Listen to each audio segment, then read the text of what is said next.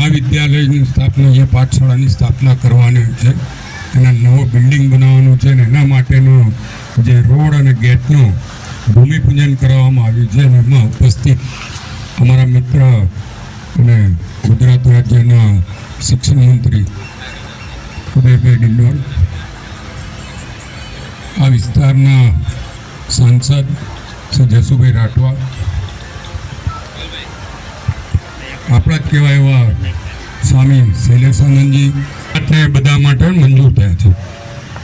હજુ કેટલાક કામો અહીંયાના બાકી છે, એ પણ મંજૂરી અર્થે લેવાશે.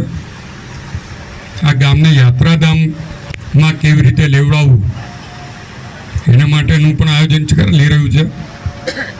અને કહેતા આનંદ થાય કે જ્યારથી ભાજપની સરકારમાં હું 17થી બેઠો છું, કદી કોઈ મુખ્યમંત્રીએ અહીંયા માટે ગ્રાન્ટ આપવાની ના નથી પાડી. વડોદરાથી ડભોઈનો રસ્તો પહેલા કેવો હતો ને અત્યારે કેવો છે? 100 કરોડ રૂપિયાના ખર્ચે વડોદરા કપુરાઈથી ડભોઈના રસ્તા બની ગયા, વચ્ચે ડિવાઈડર પર ગ્રીનરી પણ ચાલે છે. ડભોઈથી સેગવાના રસ્તાનું 160 કરોડના ખર્ચે કામ ચાલુ છે. અને હમણાં સાટોદથી ચાંદોદ સુધી માટે સરકારે કામગીરી કરવા 100 કરોડ સુધીની મંજૂરી આપી. કદાચ આ વિસ્તારે પહેલી વાર આટલા રૂપિયા સાંભળ્યા હશે, પણ સાંભળ્યા હતા કે આટલા રૂપિયા અહીંયા આવે? કારણ કે ડભોઈ નગરપાલિકામાં જ્યારે કામો મંજૂર કરાયા ને અત્યાર સુધીમાં મારા વહીવટમાં 100 કરોડ જેટલા રૂપિયા ડભોઈ નગરપાલિકાને મળ્યા. તે વખતે ત્યાંના આગેવાનો કહેતા હતા કે 50, 60 લાખ, 70 લાખ મંજૂર થઈને આવે તો અહીંયા ફટાકડા ફૂટતા હતા, પેંડા વેચતા હતા કે ભાઈ આટલા બધા રૂપિયા આવ્યા. હવે તો ખબર જ નથી પડતી, કરોડો રૂપિયા આવે છે. પણ આ ભાજપની ભરોસાની સરકાર છે. તમે ભરોસો 2 વાર રાખ્યો મારી પર, એ ભરોસાના કારણે સરકારમાંથી રૂપિયા માંગ્યા વગર માં પણ નહીં હોય. અને બ્રાહ્મણે તો માંગવાનું જ હોય. સરકારમાં વારે ઘડી મંગળવારે જઈને એમની પાસે માંગે, બધા મંત્રીઓ પાસે માંગતો જ રહું છું. અને માંગીએ છીએ તો કંઈક ને કંઈક આપણને મળતું રહે છે. અને સમગ્ર ડભોઈ વિધાનસભાનો વિકાસ થઈ રહ્યો છે.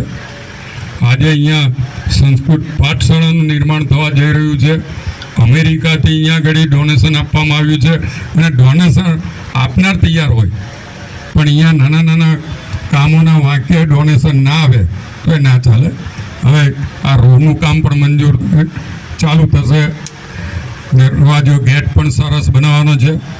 અને અહીંયા પાઠશાળા બને એમાં પણ જ્યાં કંઈ ખૂટતું વધતું હોય તો મને યાદ કરજો, એના માટે પણ મદદ કરાઈશ.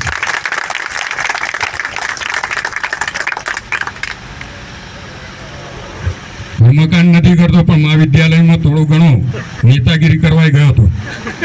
ત્યાં નેતાગીરી જ કરી હતી. બાકી યજુર્વેદમાં અને હસ્ત બધા બન્યા છે કે અહીંયા અનિરુદ્ધ સંસ્કૃત પાઠશાલાનું નવીન મકાન પણ થશે. આ રસ્તો અને ગેટ એનું ખાતમુહૂર્ત કર્યું છે. અને આપણી વચ્ચે આ કાર્યક્રમમાં ઉપસ્થિત સન્માનિત આપણા લોકપ્રિય સાંસદ છોટાઉદેપુર એમને પણ આ સીટ છે.